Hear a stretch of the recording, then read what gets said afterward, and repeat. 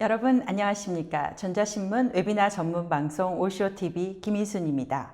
시장의 트렌드가 변화하면서 IT의 트렌드도 함께 변화합니다. 컨테이너, 클라우드 등 다양한 기술에 대한 관심이 높아지고 있습니다. 그래서 리눅스 운영체제에 대한 관심도 높아지고 있는데요. 오늘 오픈소스 대표주자인 레드햇과 함께 레드햇이 최신에 내놓은 레드햇 엔터프라이즈 리눅스 8에 대해서 알아보도록 하겠습니다. 오늘 레드햇에서 박준환 이사님 모셨습니다. 안녕하세요. 안녕하세요. 안녕하십니까. 한국 레드햇에서 솔루션 아키텍트로 근무하고 있는 박준환이라고 합니다. 오늘 제가 말씀드릴 내용은 레드햇에서 새롭게 출시된 레드햇 엔터프라이즈 리눅스 8 버전에 대해서 기술적이나 정책적으로 변경된 사항에 대해서 말씀드리도록 하겠습니다. 네, 감사합니다. 오늘 발표는 50분간 이어지고요. 10분간 여러분들이 궁금하신 내용에 대해서 답변해 드리도록 하겠습니다. 발표가 진행되는 동안 궁금하신 내용에 대해서 질문 남겨주시고요. 설문조사도 함께 진행됩니다. 질문과 설문에 참여해 주신 분들께 소정의 상품 보내드리고 있으니까요. 많은 참여 부탁드립니다. 자, 그럼 지금부터 레드햇의 최신 레드햇 엔터프라이즈 리눅스 8에 대해서 모든 것을 알아보도록 하겠습니다. 오늘 발표 순서 어떻게 되나요? 네. 먼저 레드햇 엔터프라이즈 리눅스 8 버전의 개요에 대해서 말씀을 드리도록 하겠습니다. 다음으로 정책적으로 변경된 사항에 대해서 말씀을 드리고 고객 여러분들이 레드햇 엔터프라이즈 리눅스 버전 8 버전을 사용하실 때 어떤 점들을 주의해야 되는지 말씀을 드리고요. 다음에 기술적으로도 어떤 사항들이 변경되었는지 말씀드리도록 하겠습니다. 그리고 그 중에 하나인 컨테이너 기술에 대해서 많은 점들이 바뀌었는데 그 컨테이너 기술에 대해서 말씀을 드리고 더불어 그 컨테이너에 대한 데모도 진행을 하도록 하겠습니다. 네, 레드햇 엔터프라이즈 리눅스 8 기존과 어떤 점이 가장 많이 바뀌어 있는지 한번 알아볼까요? 네, 우선 개요적인 부분을 말씀을 드리겠습니다. 먼저 기존과 동일한 부분을 말씀을 드리면 먼저 예전과 같이 기업용 운영체제로서 활용할 수 있다라는 점이 첫 번째 같은 점이고요. 그리고 오픈소스 커뮤니티인 페도라 기반의 개발 프로세스를 그대로 유지하고 있습니다.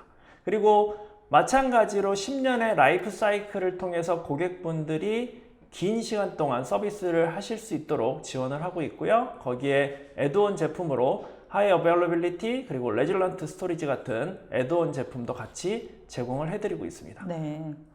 거기에 비해서 레드햇 엔터프라이즈 리눅스 8 버전에 와서 새롭게 바뀐 점들은 먼저 채널 구조를 단순화시켜서 기존의 다양한 채널에 다양한 패키지가 들어있던 부분들을 하나의 패키지로 바꿔서 하나의 채널로 바꿔서 배포 구조를 단순화한 점이 특징이고요. 그 다음에 릴리즈 방식을 단순화시켜서 예측 가능한 릴리즈 방식으로 변경을 했습니다. 그래서 기존의 릴리즈 기간이 좀 플렉서블했던 부분들을 정형화시킨 부분이 있고요. 라이프 사이클 방식도 3개의 페이지로 나눠져 있던 부분들을 2개의 페이지로 변경을 했고 마지막으로 어플리케이션 업데이트 빈도도 증가를 시켰습니다. 네, 레드햇이 이렇게 엔터프라이즈 리눅스 8이라는 신제품을 내놨는데요. 이런 신제품을 내놓은 이유가 있을 것 같은데요. 네, 우선 잘 아시다시피 2016년에 월드 이코노믹 포럼의 클라우스 슈왑이라고 하는 의장이 4차 산업혁명에 대해서 발표를 했습니다. 이 4차 산업혁명에서는 지능형 마켓을 추구하는 형태로 진행이 되게 됐는데요. 그 지능형 마켓을 추구하면서 거기에 대한 기술로 내세운 것이 바로 인공지능이나 이런 빅데이터 같은 기술을 예로 들 수가 있죠. 이런 기술들을 구현하기 위해서는 디지털 트랜스포메이션이 반드시 진행이 돼야 되고요. 이 디지털 트랜스포메이션의 근간이 되는 운영체제로 저희 레드햇 엔터프라이즈 리눅스 8 버전을 얘기할 수 있겠습니다. 네, 그러면 레드햇 엔터프라이즈 리눅스 8 도입하면 어떤 효과가 있는지 알아보도록 하겠습니다. 네, 우선 변경된 사항에 대해서 간단하게 정리한 자료입니다. 네. 먼저 어떤 배포 공간에서든지 빠르고 연속적으로 배포가 가능하다라는 특징이 있고요. 두 번째는 그렇게 어떤 배포 공간에서도 연속적으로 배포를 하면서도 보안 중심적으로 가져갈 수 있다라는 점도 특징이 될 수 있습니다. 다음에 기존의 레드 엔터프라이즈 리눅스 7 버전을 사용하시던 고객분들이 8 버전을 사용하시는데도 인플레이스 업데이트라는 기능을 이용해서 자연스럽게 마이그레이션을 하실 수 있도록 기능을 추가를 했고요. 거기에 기존의 윈도우 운영 관리자들 또는 커맨드 라인에 대해서 조금 친숙하지 않은 관리자분들이 쉽게 관리하실 수 있도록 GUI, 웹 UI 형태의 관리 툴도 포함을 시켰습니다. 네. 더불어서 개발자들도 좀 더 쉽게 개발을 할 수 있도록 다양한 패키지들을 넣었고요. 거기에 버전도 여러 개의 버전을 동시에 활용할 수 있는 형태의 방식도 채택을 하였습니다. 그리고 오라클의 DB, SAP의 하나DB, 그리고 마이크로소프트의 SQL 서버 같은 다양한 데이터베이스들도 운영할 수 있는 최적의 운영체제 환경을 만들었고요. 마지막으로 인사이트라고 해서 사스 형태로 진행되는 서비스도 포함을 시켜놨습니다. 네. 그러면 본격적으로 레드햇 엔터프라이즈 리눅스 8의 주요 정책의 변경 사항을 알아보도록 하겠습니다. 네, 정책 변경 사항에 대해서 말씀드리도록 하겠습니다. 먼저 앞서 말씀드렸던 대로 릴리즈 주기를 정확하게 지켜서 릴리즈하는 형태로 변경을 했습니다. 기존에 2010년도에 레드 엔터프라이즈 리눅스 6 버전이 출시가 되었고요. 2014년도에 레드 엔터프라이즈 리눅스 7 버전이 출시가 됐습니다. 4년의 주기를 가졌고요. 네. 다음에 레드 엔터프라이즈 리눅스 8 버전이 나오기까지는 5년의 시간이 걸렸습니다. 네. 그만큼 고객분들이 언제 출시가 될지를 가늠하기 힘든 그런 부분이 있었는데 저희가 8버전을 출시를 계기로 해서 3년마다 메이저 버전을 출시하겠다라고 이렇게 발표를 했고요. 더불어서 마이너 버전 역시 8개월에서 1년 정도 걸리던 주기를 6개월마다 한 번씩 출시하는 형태로 변경을 했습니다. 마지막으로 3개의 페이지로 나눠져 있던 라이프 사이클을 2개의 페이지로 단순화해서 고객분들이 좀 더 쉽게 사용하실 수 있도록 변경을 했습니다. 고객들이 예측 가능하도록 정책을 많이 변경을 했네요. 네, 맞습니다. 그리고 고객분들이 패키지를 사용하시는 데 있어서 다양한 채널들을 등록하셔서 사용을 해야만 원하는 패키지를 쓰실 수가 있었습니다. 왜냐하면 여러 가지 채널이 있다 보니까 어떤 패키지가 어떤 채널에 들어있는지 모르는 경우가 많아서 네. 꼭 여러 가지 패키지를 등록을 하셔야 됐는데 지금은 8버전에서는 앱스트림이라고 하는 하나의 채널로 통합을 해서 하나의 채널로 등록함으로써 다양한 패키지를 쓰실 수 있도록 단순화시킨 부분도 특징입니다. 네. 다음은 라이프 사이클에 대한 변화입니다. 앞서 말씀드렸던 대로 페이지가 3개로 나눠져 있던 부분들을 2개로 줄였는데요. 먼저 앞서 5년의 풀 서포트 기간에는 전체적인 기술 지원과 하드웨어, 소프트웨어에 대한 새로운 기능까지 다 지원을 하고 있고요. 뒤에 5년에서는 메인터넌스 서포트 기간이라고 해서 하드웨어와 소프트웨어의 새로운 기능들에 대한 부분들을 제외한 나머지 기술적인 부분들은 모두 서포트가 가능한 페이지로 나눠져 있습니다. 네. 이렇게 2개의 페이지로 구분을 했고요. 그리고 마이너 버전에 대한 라이프 사이클도 정책이 조금 변경이 되었습니다. 어떻게 보면 가장 큰 변화라고 할 수도 있는데요. 기존의 모든 버전에 대해서 제공을 하던 EUS나 SAP 솔루션에 대한 업데이트 서비스 부분들을 조금 다양화시켰고요. 기존의 레드 엔터프라이즈 리눅스 7 버전이나 그 이전 버전을 사용하시던 고객분들은 EUS라고 하는 서비스에 대해서 잘 알고 계시리라고 생각이 됩니다. EUS는 커널 버전을 기존에 사용하던 커널 버전 그대로 2년 동안 지속해서 운영하는 서비스를 얘기를 합니다. 하지만 8버전에 들어와서는 짝수 버전에 대해서만 EUS를 지원을 하고요. 8.1 버전에 대해서만 유일하게 EUS를 제공을 하고 있습니다. 그리고 SAP를 사용하시는 고객분들은 훨씬 더 베니핏이 늘어났는데 SAP 솔루션에 대한 업데이트 서비스를 4년간 지원을 하게 되었습니다. 그만큼 SAP를 사용하는 고객들이 많기 때문에 좀 더 편의성이 증가한 것으로 보이네요. 네, 맞습니다. 솔루션을 사용하시는 고객분들 대부분이 커널 버전을 변경하고 싶지 않으시는 고객분들이 대부분이십니다. 그러다 보니까 레드햇에서 정책적으로 4년 동안 버전을 변경하지 않고도 사용하실 수 있도록 정책을 만들었습니다. 네. 그러면 레드햇 엔터프라이즈 리눅스 8 오늘의 하이라이트처럼 보이는데 기술적으로는 어떻게 많이 변화했는지 궁금합니다. 네, 기술적으로 변경된 사항을 말씀드리도록 하겠습니다. 우선 크게 8가지로 변경 사항을 꼽았습니다. 이게 8이어서 8가지가 변했나요? 네, 맞습니다. 네. 8가지를 이렇게 8 버전에서 8가지를 찝었고요. 우선 첫 번째인 인텔리전트 OS부터 말씀을 드리도록 하겠습니다.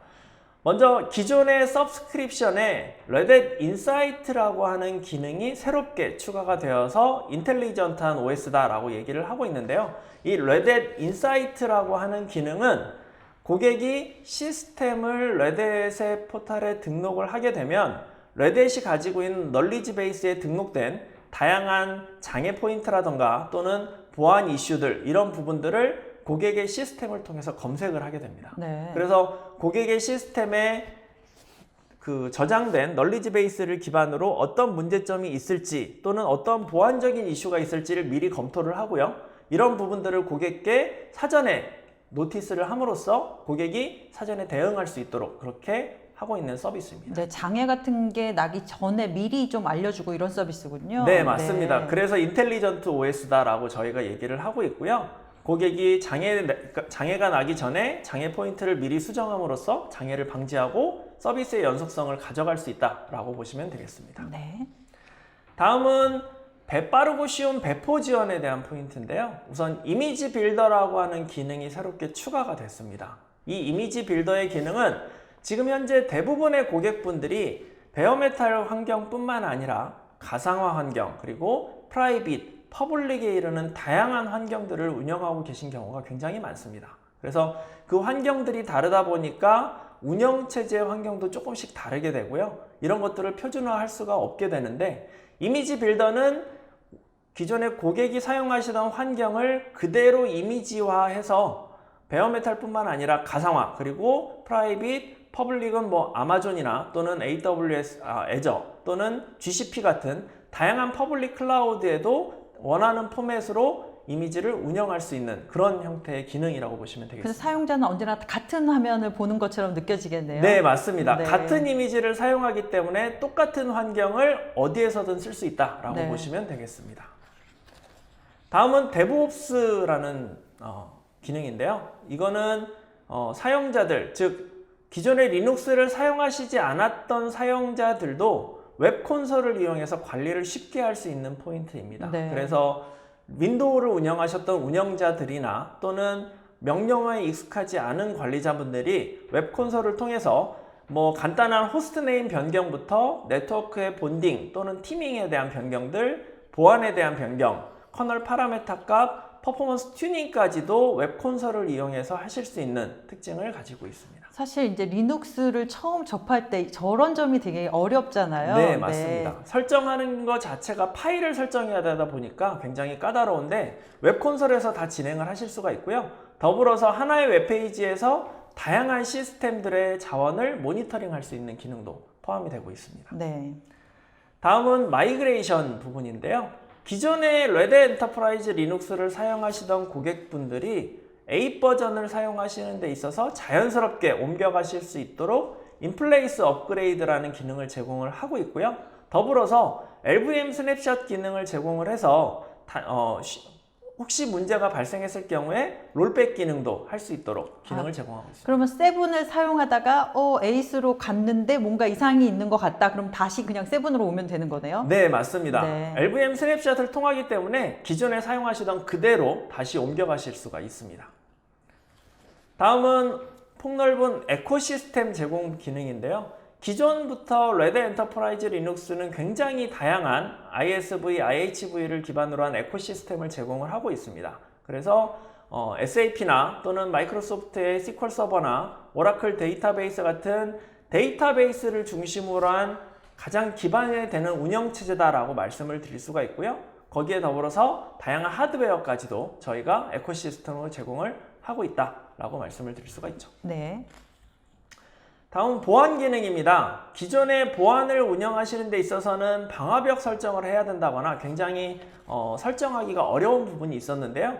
이것들을 시스템 와이드하게 하나의 설정을 통해서 원하는 기능을 보안 구현할 수 있게끔 쉽게 만들어 놓은 것도 하나의 템플릿 형태로 만들어 놓은 기능이 추가가 되었습니다. 네. 마지막 기능인가요? 네, 마지막으로 어플리케이션 스트림 기능인데요. 이 기능은 기존의 개발자나 리눅스를 운영하시던 고객들이 가장 많이 찾는 기능일 수도 있을 것 같다라는 생각이 듭니다. 다양한 버전의 어플리케이션들을 하나의 운영체제에서 운영할 수 있다라는 기능인데요. 예를 들어서 파이썬이나 또는 포스트그레스QL 같은 데이터베이스도 하나의 데이터베이스 버전만 운영하던 부분들을 여러 개를 동시에 운영할 수 있게 해주는 기능입니다. 네. 지금 클라우드로 많은 기업들이 전환하면서 어떻게 보면은 컨테이너라는 기술이 가장 요즘에 각광받고 있는데 네. 이번에 그 레드햇의 엔터프라이즈 리눅스 8에서 컨테이너 기술은 어떻게 바뀌었는지 궁금합니다. 네, 컨테이너 기술에 대해서 좀 더 상세하게 말씀을 드리도록 하겠습니다. 먼저 레드햇 엔터프라이즈 리눅스 8 버전에서 새롭게 추가된 컨테이너 기술로 퍼드맨, 그리고 빌다, 스코피오라는 기술이 있습니다. 퍼드맨 기술은 기존의 도커라고 하는 기술을 대체하는 기능으로 사용이 됐고요. 그 다음에 빌다는 이미지 빌드하는 기능, 그 다음에 스코피오는 컨테이너 이미지를 사인하거나 카피 또는 인스펙트하는 기능이라고 생각하시면 되겠습니다. 아니 지금 도커를 말씀하셨는데 사실 이 컨테이너 기술에서 도커가 되게 유명하잖아요. 네, 맞습니다. 그러면은 이제 이 리눅스 8에서는 더 이상 도커를 쓰지 않는 건가요? 네, 레드햇 엔터프라이즈 리눅스 8 버전부터는 더 이상 도커 패키지는 포함되지 않고 포드맨만 사용이 가능합니다. 네, 포드맨이 그럼 도커를 대체하는 건가요? 네, 맞습니다. 좀 더 자세하게 설명을 해주셔야 될 것 같은데요. 네. 포드맨에 대해서 조금 더 상세하게 설명을 드리겠습니다. 우선 도커와 포드맨에 대한 아키텍처 차이점부터 설명을 드리겠습니다. 기존의 왼쪽을 보시면 도커는 보통 클라이언트 프로그램이 따로 있고요. 그리고 도커 이 커맨드라는 커맨드를 통해서 클라이언트로 도커 데몬에 접속을 해서 이 도커 데몬이 이미지나 또는 컨테이너에 뭔가 작업을 진행하거나 레지스트리의 이미지를 다운로드 받거나 이런 역할들을 수행을 합니다. 네. 퍼드맨은 조금 다른 아키텍처를 가지고 있는데요. 기본적으로 퍼드맨은 클라이언트 프로그램입니다. 그렇기 때문에 데몬과 같은 역할을 하는 애가 없고요. 퍼드맨은 단지 레지스트리나 컨테이너 또는 이미지에 어떤 명령어를 날려서 그 명령어를 수행하게끔만 진행을 하게 되고 더 이상의 컨트롤은 진행하지 않게 되죠. 아니 근데 이미 시장에서 도커를 많이 쓰고 있는데 왜 포드맨으로 가게 됐나요? 네, 여러 가지 이유가 있는데요. 첫 번째로 도커 엔터프라이즈가 시장에 출시가 되면서 거기에 따른 변화가 있다라고 말씀을 드릴 수가 있습니다. 도커 엔터프라이즈가 출시가 되면서 이 도커라는 단어를 이용해서 상용으로 서비스를 하는 경우에는 도커 엔터프라이즈에 비용을 지불하게 되어 있습니다. 네. 그래서 레드햇이 가지고 있는 오픈시프트라는 제품도 3버전 같은 경우에는 도커를 사용하다 보니까 비용을 지불하고 있고요. 레드햇 엔터프라이즈 리눅스도 마찬가지라고 보시면 되겠습니다. 네. 하지만 퍼드맨 같은 경우에는 OCI라고 하는 단체, 오픈 컨테이너 이니셔티브라고 하는 표준 단체가 있습니다. 네. 이 단체에서 새롭게 지칭한 컨테이너 표준이 바로 퍼드맨이고요. 네. 이 퍼드맨 기술을 기존의 도커를 운영하면서 사용하는 도커 이미지들, 컨테이너 이미지들을 모두 호환할 수 있는 그런 기술이라고 생각하시면 되겠습니다. 아, 그러면 포드맨이랑 새로운 표준이 만들어진 거네요. 네, 맞습니다. 네. 자, 그렇게 해서 이 포드맨과 도커의 차이점을 말씀드릴 수가 있고요. 이 그림에서 보시다시피 하나의 싱글 포인트 오브 페일리어를 보실 수가 있는데 도커 같은 경우에는 데몬이 죽었을 경우에 기존에 운영하시던 모든 컨테이너들이 동시에 서비스를 할 수가 없게 됩니다. 네. 이게 바로 도커 데몬이 죽음으로써 발생하는 문제점이었고요. 퍼드맨의 경우에는 데몬이 없기 때문에 그런 문제점들이 발생하지 않는다라고 말씀을 드릴 수가 있습니다. 네. 그러면 우리가 좀 더 포드맨에 대해서 자세히 알아보도록 하겠습니다. 네, 포드맨에 대해서 조금 더 말씀을 드리면 앞서 말씀드렸던 대로 포드맨은 굉장히 빠르고 가벼운 툴이고 데몬 자체를 가지고 있지 않은 클라이언트 프로그램이다 라고 생각을 하시면 되고요. 루트리스 운영을 위해서 컨테이너 실행과 빌드가 가능하게끔 구현이 되어 있고 말씀드렸던 대로 OCI라고 하는 단체에서 표준으로 지정한 기술이다 라고 말씀을 드릴 수가 있습니다. 네.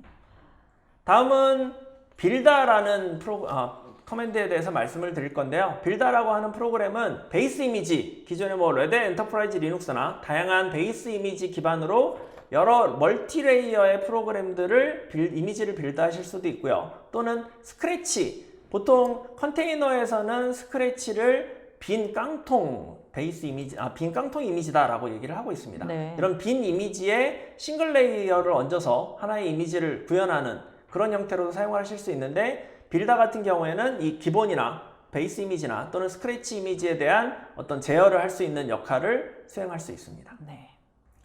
다음 스코피오고요. 이 스코피오 같은 경우에는 굳이 그 컨테이너 이미지를 저장소에서 다운로드하지 않고도 이미지의 메타데이터를 확인할 수 있고 실제로 테스트를 할 수 있는 툴입니다. 그래서 컨테이너를 다운로드 받아서 이 컨테이너 이미지가 제대로 된 컨테이너 이미지인지, 또 보안상으로 뭐 어떤 문제점은 없는지, 이런 것들을 다운로드 후에 검토하는 게 아니라 다운로드 하지 않고도 사전에 검토할 수 있다는 특징이 있고요.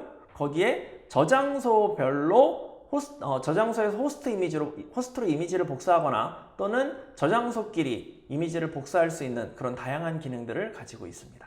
네, 지금까지 레드의 엔터프라이즈 리눅스 8의 바뀐 정책과 주요 기능, 그리고 새롭게 도입한 포드맨에 대해서 알아봤는데요. 지금 이제 글로, 어떻게 보면 글로 설명을 해드렸는데, 네. 지금부터는 실제 리눅스 8의 데모를 함께 보시도록 하겠습니다. 네, 지금부터 컨테이너, 앞서 말씀드렸던 컨테이너 기술에 대한 간단한 데모를 보여드리도록 하겠습니다. 데모는 우선 포드맨에 대한 기본적인 명령어들을 보여드리고요. 그 다음에 스코피오와 빌다에 대해서 간단하게 테스트해서 보여드리도록 하겠습니다. 그리고 마지막으로 기존의 렐 7 버전에서는 도커라고 하는 명령어를 사용을 했고요. 레드 엔터프라이즈 리눅스 8 버전에서는 포드맨을 사용했기 때문에 이 두 가지의 차이점에 대해서 비교를 좀 해드리도록 하겠습니다. 자, 먼저 지금 보시는 운영체제에 대한 버전을 먼저 확인을 시켜드리겠습니다. 지금 운영체제는 8.0, 이번에 새롭게 출시된 8.0 버전이고요. 이 버전에 대해서 컨테이너의 지금 리포지토리, 그러니까 레지스트리를 한번 확인해 보도록 하겠습니다. 보시면 지금 현재 레지스트리는 registry.red.io라고 하는 곳과 key.io, 그 다음에 docker.io라고 명시가 되어 있는 것을 보실 수가 있습니다. 이 세 군데에서 컨테이너 이미지를 검색하거나 또는 다운로드 할 때 이 세 가지의 이미지에서 검색해서 다운로드 할 수 있게끔 설정이 되어 있고요. 그러면 제가 테스트를 하기 위해서 하나의 컨테이너 이미지를 다운로드를 한번 해보겠습니다. 포드맨이라는 명령어를 입력을 하시고요. 네, 그 다음에 포드맨 나왔네요. 네, search라는 명령어를 추가로 입력해서 넥스트클라우드라는 컨테이너를 한번 검색을 해보도록 하겠습니다. 이 넥스트클라우드라고 하는 컨테이너는 실제로 컨테이너를 사용하는 유저들은 굉장히 잘 알고 있는 컨테이너 이미지인데요. 네. 개인적인 데이터를 업로드하고 다운로드할 수, 즉 관리를 할 수 있게 해주는 하나의 웹서버 같은 역할을 한다고 보시면 되겠습니다. 네. 지금 보시는 것처럼 docker.io라고 하는 레지스트리와 key.io라고 하는 레지스트리에서 이렇게 넥스트클라우드가 검색되는 것을 보실 수가 있고요. red.io는 넥스트클라우드 컨테이너 이미지가 없어서 검색이 안 되는 걸 확인하실 수가 있습니다. 저는 여기에서 docker.io에 있는 넥스트클라우드라고 하는 이미지를 한번 사용을 해볼 건데요. 우선 스코피오라고 하는 명령어를 이용해서 inspect를 한번 해보겠습니다. 도커의 커맨드에 docker.io의 라이브러리에 있는 넥스트클라우드라고 하는 컨테이너를 이렇게 스코피오로 인스펙트를 실행해 보실 수가 있죠. 자, 이 스코피오라는 것은 컨테이너 이미지가 어떤 형태로 들어가 있는지를 검토시켜주는 명령어라고 말씀을 드렸습니다. 그래서 검토된 내용을 보시면 우선 조금 내용이 많은데요. 버전 같은 경우에는 지금 태그가 되어 있는 버전이라고 보시면 되겠습니다. 그래서 컨테이너 이미지 안에 버전들이 이렇게 태그가 많이 되어 있고요. 많이 되어 있네요. 그리고 여기 보시면 언제 컨테이너 이미지를 생성을 했는지, 그 다음에 도커 버전과 그 다음에 아키텍처, 그 다음에 운영체제, 이런 것들이 다 정보가 표시되는 것을 확인하실 수가 있습니다. 자, 그러면 이 컨테이너 컨테이너를 이미지를 다운로드를 받아볼 건데요. 우선 포드맨의 ps라는 명령을 입력하시면 현재 시스템에 운영체제 시스템에 어떤 컨테이너 이미지가 떠 있는지를 확인해 보실 수가 있습니다. 근데 지금 현재는 떠 있는 게 없기 때문에 지금 출력되어 있는 게 없고요. 자, podman 이미지라는 명령을 입력하시면 이 시스템에 어떤 이미지가 다운로드 되어 있는지 확인하실 수가 있습니다. 원래는 podman이라는 명령을 이용해서 풀 커맨드를 이용해서 넥스트클라우드를 다운로드 받으셔야 되는데 사이즈가 600메가 정도 되다 보니까 시간적인 부분이 있어서 제가 미리 다운로드를 받았습니다. 그래서 넥스트클라우드가 지금 이렇게 다운로드가 되어 있는 것을 보실 수가 있고요. 이 넥스트클라우드를 한번 실행해 보도록 하겠습니다. 자, podman이라는 명령어를 사용하면 되고요. 기존에 도커를 사용하셨던 분들은 도커 대신에 podman이라는 명령어만 쓰시면 되고 나머지 뒤에 있는 부분은 똑같이 활용하실 수가 있습니다. 네, 그래서 어렵지 않게 할 수 있겠네요. 네, 옵션도 완전히 동일하게 사용한다라고 생각을 하시면 되고요. 이렇게 8080 포트로 사용을 하게끔 설정을 하면서 넥스트클라우드를 실행을 하겠다라고 하면 실행이 됐습니다. 그래서 podman 명령으로 실행되어 있는지를 확인해 보실 수가 있죠. 지금 이렇게 넥스트클라우드라고 하는 버전 컨테이너가 실행이 됐다라는 걸 확인하실 수가 있고요. 그러면 웹브라우저를 통해서 한번 접속해 보도록 하겠습니다. 자, 여기에서 로컬호스트로 8080 포트로 이렇게 접속을 하게 되면요. 이렇게 웹페이지가 뜨는 걸 보실 수가 있죠. 자, 이 웹페이지가 뜬다라는 거는 제가 앞서 다운로드 받았던 넥스트클라우드라고 하는 그 컨테이너가 서비스로 지금 올라와 있다라고 생각을 하시면 되고 그 서비스로 올라와 있는 게 지금 화면에 출력된다라고 보시면 되겠습니다. 네, 그래서 좀 시간이 걸리네요. 네, 네. 지금 처음에 빌드하는 과정이다 보니까 네. 약간 시간이 오래 걸릴 수 있는데요. 어드민을 지금 생성하는 과정입니다. 네. 어드민 계정을 생성을 하게 됐습니다. 되면 네, 이렇게 화면이 뜨게 되고요. 처음 화면이 뜨고 나면 지금 보시는 곳에 어떤 개인 파일을 올리거나 또는 올렸던 파일을 내리거나 하는 역할도 할 수 있고요. 이렇게 디렉토리를 들어가서 여기 어떤 사진을 보거나 하는 것들도 충분히 가능합니다. 이렇게 사진을 보실 수도 있고요. 네. 지금 서비스가 정상적으로 운영되고 있다는 걸 보실 수가 있죠. 자, 그러면 이번에는 컨테이너를 만드는 거를 한번 해보겠습니다. builda라는 커맨드가 있는데요. 이 builda라는 커맨드를 이용해서 컨테이너를 한번 생성을 해보도록 하겠습니다. 우선 디렉토리를 먼저 만들어서 그 컨테이너에 들어갈 파일들을 먼저 생성을 해야 되고요. builda라는 디렉토리로 들어가서 우선 도커 파일을 만들어야 됩니다. 도커 파일이라고 해서 생성을 하고요. 여기에다가 from으로부터 어떤 컨테이너를 기반으로 만들 거냐라는 거를 여기다가 지정을 하게 되는데요. 제가 rel8 이미지를 컨테이너 이미지를 미리 다운로드를 받아놨습니다. 그래서 rel8을 지정을 하게 되고요. add로 해서 hello world라고 하는 명령어를 여기에다가 컨테이너 이미지에다가 추가를 해보겠습니다. 유저 아래 로컬 아래 bin 아래 hello world라고 하는 커맨드를 여기다가 컨테이너 이미지에다가 추가를 할 거고요. 그 다음에 실제로 컨테이너를 실행하게 되면 어떤 명령어를 실행하는지 그거를 여기다 적으실 수가 있습니다. 그래서 컨테이너를 실행하게 되면 hello world라는 명령어를 실행해라 라고 지정을 따로 했습니다. 이렇게 도커 파일을 만드실 수가 있고요.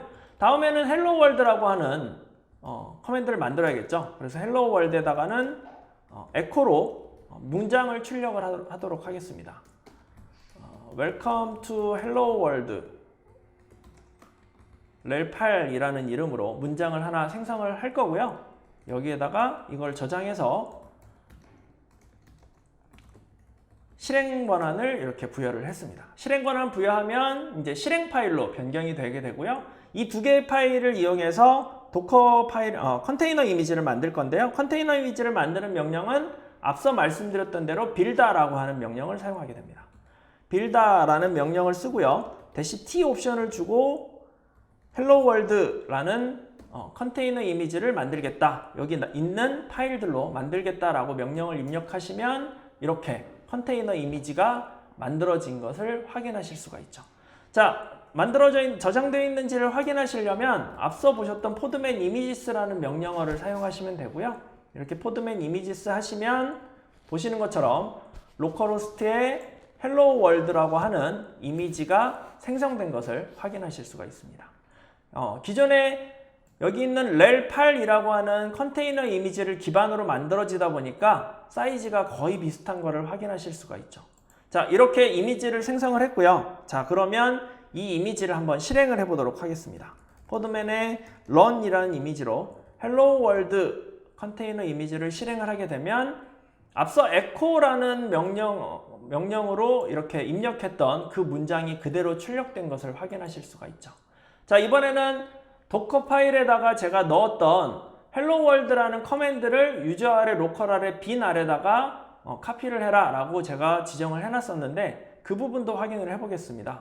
포드맨이라는 명령을 이용해서 실제로 제가 생성한 hello world라고 하는 컨테이너에 직접 들어가 보겠습니다. 이렇게 해서 배시쉘로 들어갈 수가 있죠.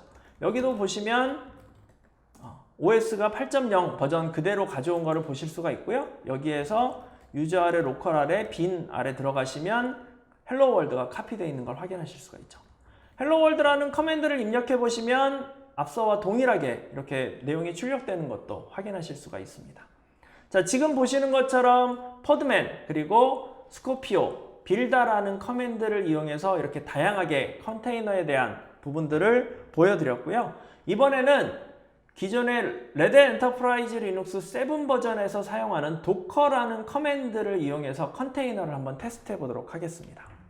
기존과 얼마나 많이 달라졌는지 이제 비교를 해주시는 거죠? 네, 맞습니다. 지금 보시는 하얀 화면의 운영체제를 먼저 확인을 해볼 건데요. 레드햇의 버전을 보시면 7버전, 7.6 버전으로 확인이 되고요. 여기에서는 도커라는 커맨드를 활용하실 수가 있습니다. 그래서 지금 여기 도커에서도 어떤 이미지가 있는지를 한번 확인을 해보면 앞서 보셨던 동일한 넥스트클라우드라는 컨테이너 이미지를 미리 다운로드를 해놨습니다. 그래서 이 넥스트클라우드를 여기에서도 같이 실행을 할 거고요.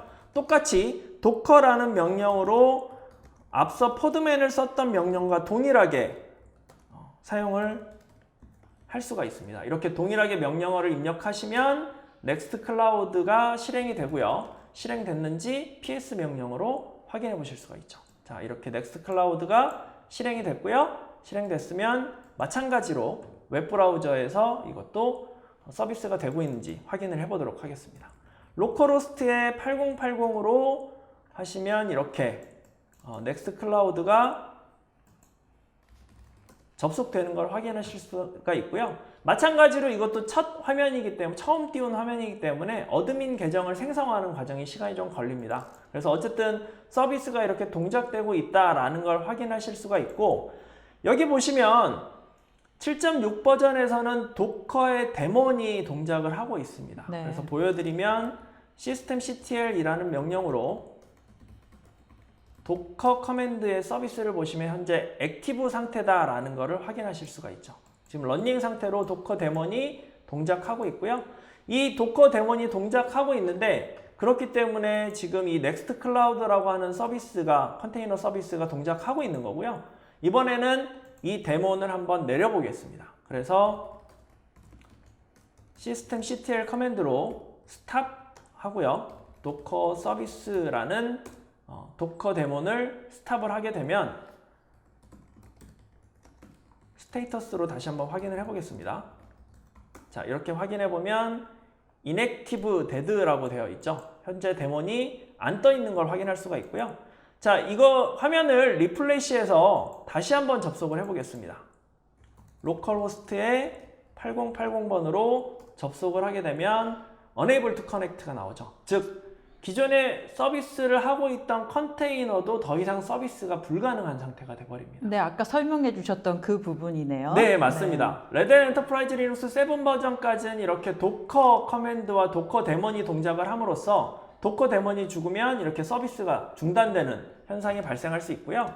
레드 엔터프라이즈 리눅스 8 버전에서는 어떻게 다른지 지금 네. 보여주시고 계신 거죠? 네, 퍼드맨은 데몬이 없다라고 말씀을 드렸습니다. 그래서 한번 확인을 시켜드리면 이것도 마찬가지로 시스템 CTL 명령으로 퍼드맨을 데몬이 있는지 한번 확인을 해보겠습니다. 그러면 데몬이 없다라고 우선 출력이 되고요. 프로세스가 떠 있는지를 한번 확인해 보겠습니다. 보시면 퍼드맨이라고 해서 검색을 하게 되면 이렇게 퍼드맨이라고 하는 프로세스가 하나 떠 있는 거, 퍼드맨과 관련된 프로세스가 하나 떠 있는 걸로 확인하실 수가 있는데 데모는 아니고요. 클라이언트를 운영하기 위한 하나의 프로세스인데 그러면 혹시 이게 죽으면 서비스가 안 되지 않을까? 라고 생각하시는 분들이 있을 것 같아서 이 프로세스도 한번 죽여보겠습니다. kill이라는 커맨드로 프로세스 아이디를 이렇게 직접 입력을 해서 죽였고요. 그러면 퍼드맨 프로세스가 이제 더 이상 없는 거를 보실 수가 있죠. 이 상태에서 앞서 넥스트클라우드라고 하는 서비스가 잘 운영되고 있는지를 다시 한번 확인해 보겠습니다. 자, 8080으로 접근하면 이렇게 아까와 동일하게 서비스가 계속되고 있는 것을 확인하실 수가 있죠. 즉, 레드 엔터프라이즈 리눅스 에딧 버전에서는 퍼드맨은 클라이언트이기 때문에 전혀 컨테이너 서비스에 영향을 미치지 않고 퍼드맨 클라이언트가 죽더라도 컨테이너 서비스들은 지속적으로 서비스를 할 수 있다라고 말씀을 드릴 수가 있겠습니다. 이게 기존 7과 8의 가장 큰 차이점인 것 같은데요. 네, 맞습니다. 이후에 출시되는 7 버전에서는 아마 도커가 퍼드맨으로 변경된다라고 생각을 하시면 될 텐데요. 현재까지 출시된 버전은 전부 도커 기반으로 아직까지 운영이 되고 있죠. 네. 네, 지금까지 레드햇 엔터프라이즈 리눅스 8의 주요 바뀐 점들을 데모를 통해서 알아봤는데요.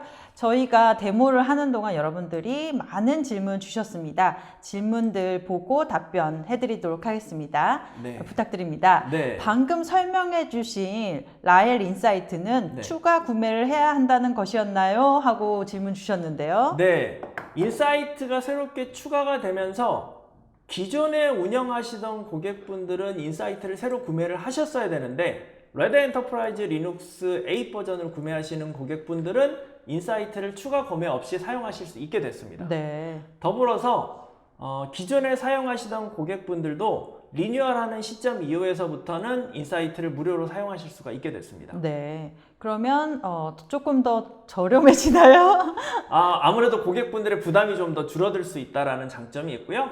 인텔리전트한 OS를 운영할 수 있다는 게 가장 큰 장점이라고 생각하시면 되겠습니다. 네, 다음 질문 드리도록 하겠습니다. 기존의 도커 클라이언트인가요, 이게? 네. 도커 클라이언트에 익숙해진 유저들이 포드맨을 사용하는데 어려움이 있을까요? 라고 질문 주셨네요. 네, 앞서 데모 영상에서 데모에서도 보셨다시피 도커에서 사용하는 명령어 그리고 옵션들과 퍼드맨에서 사용하는 명령어 옵션들이 대부분 다 동일합니다. 그렇다 보니까 기존에 도커를 활용하시던 분들은 퍼드맨을 그냥 활용하셔도 되고요. 마찬가지로 도커 이미지를 쓰시던 고객분들도 퍼드맨에서 다 호환성을 가지고 있기 때문에 그대로 퍼드맨으로 올려서 사용하실 수가 있겠습니다. 네, 저도 사실 개발자는 아니지만 아까 이렇게 그 화면을 보면서 네. 도커 쓸 때하고 포드맨 쓸 때하고 그냥 단어 하나 바뀐 차이라고 맞습니다. 느꼈으니까 여기 이제 시청하고 계신 많은 개발자분들은 전혀 그 어려움 없이 사용하실 수 있을 것으로 생각이 됩니다. 네. 지금 질문도 많이 주시고 계신데요. 설문조사도 진행 중입니다. 설문해 주시면 선물 보내드리고 있으니까요. 많은 참여 부탁드립니다. 다음 질문 보겠습니다. 도커를 포드맨으로 변경된 이유가 도커에서 발생되고 있는 비용 때문인가요? 라고 질문 주셨네요. 네, 여러 가지 이유를 말씀드릴 수 있는데 우선 말씀드렸던 것 중에 비용에 대한 부분도 말씀을 드렸고요. 또 하나의 특징은 아키텍처에 대한 차이점이라고 말씀을 드릴 수가 있습니다. 앞서 데모에서 보셨던 것처럼 도커는 싱글 포인트 오브 페일러가 있기 때문에 도커로 컨테이너 서비스를 운영하시다가 어떤 문제가 발생하시면 전체 컨테이너가 서비스가 안 되는 현상을 가져가실 수 있는데 포드맨은 그런 부분이 해결됐기 때문에 아키텍처적으로도 훨씬 더 나은 제품이라고 보시면 되겠습니다. 네, 뭐 어쨌든 라이선스의 이슈도 있고 네. 기술적으로도 한 단계 더 진화된 것이 포드맨이기 때문에 그렇게 됐다는 설명이시네요. 네, 맞습니다. 더불어서 저희 레드햇이 추구한 기술 자체가 모든 기술은 표준화 기술을 사용하기 때문에 포드맨도 기존의 도커에서 새롭게 표준화된 포드맨으로 바뀐 걸로 보시면 되겠습니다. 이제 개발자 여러분들 지금까지 도커를 알아야 된다 이렇게 열심히 공부하셨는데 이제 리눅스 8 출시부터는 포드맨까지 알아야 되는 네. 상황이 된 것 같은데 그렇게 어렵지는 않은 것 같아요. 네, 맞습니다. 네. 기존에 사용하시던 분들은 언제든지 변환을 하셔도 명령어 하나만 바꾸시면 되게끔 사용을 하실 수가 있습니다. 네, 다음 질문 보겠습니다. 기본적인 문의입니다만 레드햇 엔터프라이즈 리눅스와 페도라의 차이에 대해서 문의를 드립니다. 네. 운용체계 내용 측면에서 무엇이 다른가요? 이렇게 문의 주셨어요. 네, 페도라는 아시다시피 오픈소스 커뮤니티 운영체제입니다. 네. 그러다 보니까 많은 기능들을 새롭게 추가를 하고 있고 거기에서 많이 테스트를 하고 있는 제품이라고 보시면 되겠고요. 레드햇 엔터프라이즈 리눅스는 말 그대로 엔터프라이즈, 기업용 운영체제입니다. 그래서 기업에서는 뭔가 새로운 기술을 테스트하기보다는 안정적으로 운영하는 게 목표죠. 그렇죠. 그러다 보니까 많은 부분 안정적으로 많이 테스트된 부분들을 저희가 레드햇이 모아서 하나의 제품화한 게 바로 레드햇 엔터프라이즈 리눅스다라고 보시면 되고요. 그래서 그만큼 안정적으로 운영하실 수 있고 또 하드웨어와 소프트웨어에 대한 인증도 받았고요. 거기에 보안성까지 해서 보안 인증까지 받은 제품이기 때문에 기업에서 안심하고 사용할 수 있는 운영체제라고 말씀을 드릴 수가 있습니다. 기업에서 좀 더 체계화된 제품을 쓸 수 있도록 레드햇에서 지원을 해주시는 거군요. 네, 맞습니다. 네, 다음 질문도 보겠습니다. 레드햇 엔터프라이즈 리눅스 7에서 도커로 만든 서비스를 8에서 포드맨으로 마이그레이션 하는 방안이 있습니까? 라고 질문 주셨는데요. 네, 아마 비슷한 고민을 하시는 고객분들이 굉장히 정말 많을 많을 것 거라고 같아요. 생각을 네. 하는데요. 앞서 이미지 자체는 포드맨에서 사용하던 이미지든 도커에서 사용하던 이미지든 상관없습니다. 왜냐하면 OCI라고 하는 단체에서 포드맨이라는 기술을 만들 때 기존의 도커라고 하는 기술을 호환성이 가능하도록 만들었거든요. 네. 그러다 보니까 기존의 도커에서 운영하던 서비스들, 이미지들을 그대로 가져다가 포드맨에서 사용할 수 있게끔 그렇게 기술을 제공을 하고 있습니다. 네, 도커를 많이 쓰고 있었는데 포드맨을 만들면서 못 쓰게 했으면 정말 개발자들이 난리가 났을 텐데요. 네, 맞습니다. 그쵸? 네. 다음 질문도 약간 비슷한 질문인 것 같은데요. 7 버전에서 만든 컨테이너를 8 버전에서 실행이 되는지요? 라고 질문 주셨어요. 전혀 문제없이 실행된다라고 말씀을 드릴 수가 있고요. 네. 이미지의 임포트나 익스포트 기능을 통해서 7 버전에서 사용하던 이미지를 그대로 8 버전으로 옮겨서 사용하실 수가 있습니다. 네. 지금 말씀하신 포드맨에 대한 관심이 정말 높은 것 같은데요. 질문의 상당수가 지금 포드맨입니다. 네네. 다음 질문도 볼까요? 기존에 사용 중인 레드햇 엔터프라이즈 리눅스 7에서 도커 대신 포드맨으로 교체된다면 동일한 효과를 누릴 수 있나요? 라고 질문 주셨네요. 네. 굉장히 좋은 질문이라고 생각이 되는데요. 기존의 렐 7 버전 같은 경우에는 기본적으로 도커라고 하는 커맨드가 탑재가 되어 있다 보니까 이 도커의 단점을 그대로 가져갈 수밖에 없는데 새롭게 출시되는 레드햇 엔터프라이즈 리눅스 7 버전의 마이너 7 버전 같은 경우에는 포드맨으로 대체가 될 거다라고 예상을 하고 있습니다. 네. 그렇게 기존의 되면, 7 네. 버전인데 그것도 포드맨을 쓸 수 있게 된다는 거예요? 네, 아직 출시가 되진 않았기 때문에 네. 정확하게 말씀드릴 수는 없지만 지금 그렇게 진행을 하고 있고요. 네. 그래서 그렇게 대체가 된다라면 7 버전에서도 포드맨을 기반으로 활용하실 수가 있습니다. 그럼 아까처럼 그 도커에 데몬이 죽으면 전체 서비스가 안 되는 게 아니라 포드맨을 이용해서 그 서비스 장애 없이 이용할 수 있는 이런 효과. 네, 맞습니다. 네. 데몬 자체가 없어지다 보니까요. 그만큼 서비스의 연속성을 가질 수 있다라는 특징이 있죠. 네, 다음 질문도 포드맨 질문이네요. 네. 포드맨의 경우 루트리스가 하나의 특징이라고 알고 있는데 이에 네. 대해 설명을 부탁드립니다. 네. 이거는 이제 앞서 말씀드렸던 포드맨과 도커의 아키텍처 차이점이라고 말씀을 드릴 수가 있는데요. 도커는 기본적으로 데몬 형태로 운영이 되다 보니까 데몬을 중심으로 운영하는 방식이라고 보시면 되겠고요. 네. 퍼드맨 같은 경우에는 데몬 자체가 없다 보니까 루트리스, 즉 뿌리가 없는 상태로 운영이 됩니다. 그래서 네. 각자의 네임스페이스를 고유하게 가져가는 형태의 아키텍처를 가져가고요. 그게 커널이 될 수도 있고 또는 뭐 이미지 레지스트리가 될 수도 있고 다양한 컨테이너 이미지가 될 수도 있죠. 이렇게 다양한 네임스페이스를 가져가다 보니까 루트리스 형태로 운영된다라고 보시면 되고 그만큼 뭔가 종속적인 운영 자체가 탈피할 수 있다라는 특징도 가져갈 수가 있겠습니다. 네, 오늘 정말 그 많은 분들이 보고 계신데 다 지금 포드맨에 대해서 정말 이게 새로 나온 거기 때문에 관심이 네, 높으시네요. 네. 기존에 레드헬 엔터프라이즈 리눅스 7에서 도커를 사용 중인데 8 버전으로 바꾸면 반드시 포드맨을 사용해야 하나요? 라고 질문 주셨네요. 네, 우선 답변을 먼저 드리면 반드시 바꾸셔야 되고요. 네, 무조건 명령어를 포드맨으로. 네, 바꾸셔야 됩니다.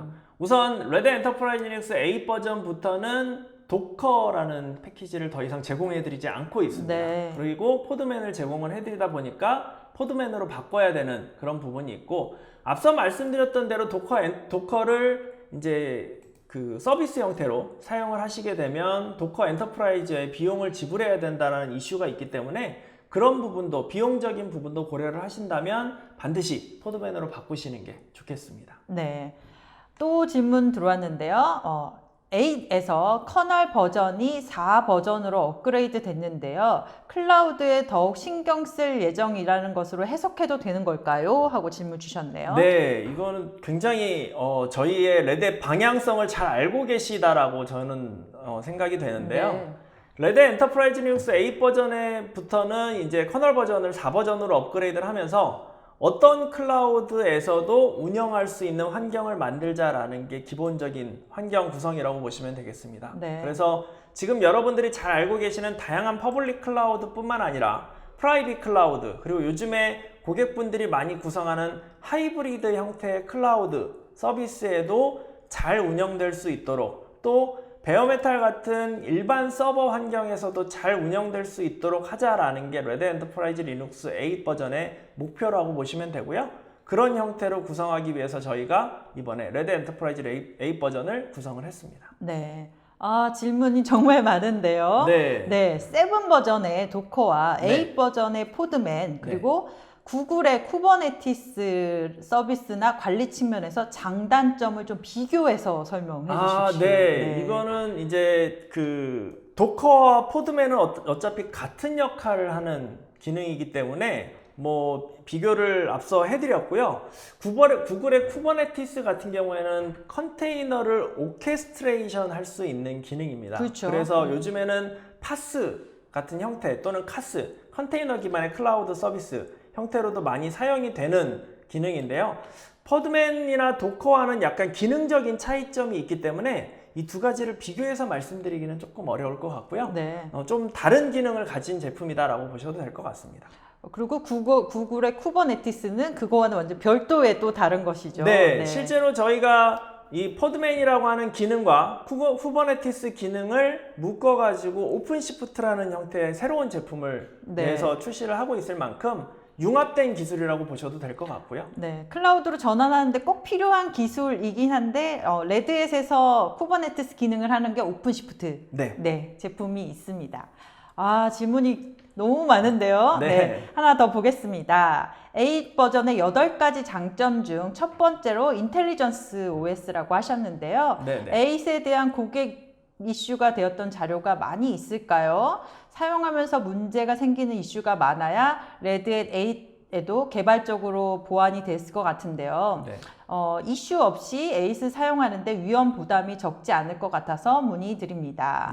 걱정 없이 써도 된다고 보면 될까요? 이렇게 하셨는데 호환성 부분 뭐 이런 것들에 대해서 주의점 좀 설명해 주시죠. 네, 우선 레드햇 운영체제가 보통 새롭게 출시가 되면 많은 고객분들이 고민을 하시거든요. 불안하거든요. 네, 새롭게 출시가 됐다 보니까 뭔가 문제점이 있지 않을까 뭐 이렇게 많이 고민을 하시는데 레드햇에서는 새로운 버전이 출시되기 전에 베타 버전을 미리 고객분들한테 제공을 해드립니다. 언제 나왔었죠?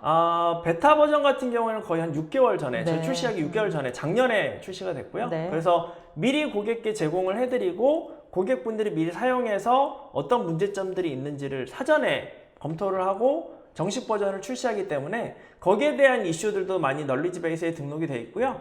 레드 엔터프라이즈 리눅스 8 버전뿐만 아니라 사용하고 계시는 7 버전이나 6 버전 같은 경우에도 인사이트로 등록을 하셔서 사용을 하실 수 있기 때문에 기존에 사용하시던 운영체제도 인텔리전트한 운영체제 형태로 사용하실 수가 있게 되었습니다. 네. 네, 오늘 지금까지 정말 많은 질문에도 답해 주셨는데요. 네. 우리 이사님 마지막으로 강조하고 싶은 점 알려주시죠. 네, 뭐 많은 질문에서도 나왔습니다만 레드 엔터프라이즈 리눅스는 클라우드 환경 또는 다양한 환경에서 동일하게 운영할 수 있는 운영체제를 만들기 위해서 그 근간이 되는 운영체제로 자리 잡고 있고요. 앞서 말씀드렸다시피 굉장히 다양한 컨테이너 기술이나 이런 기술들을 포함해서 새로운 기술들도 사용할 수 있게끔 그렇게 준비를 했습니다. 더불어서 많은 고객들이 좀 더 쉽게 사용할 수 있도록 준비를 해놓은 제품이기 때문에 기존과 같이 많이 활용해 주시고 많이 사용해 주셨으면 좋겠습니다. 네, 오늘 오쇼TV에서 레드햇의 엔터프라이즈 리눅스 8에 대해서 자세히 알아봤습니다.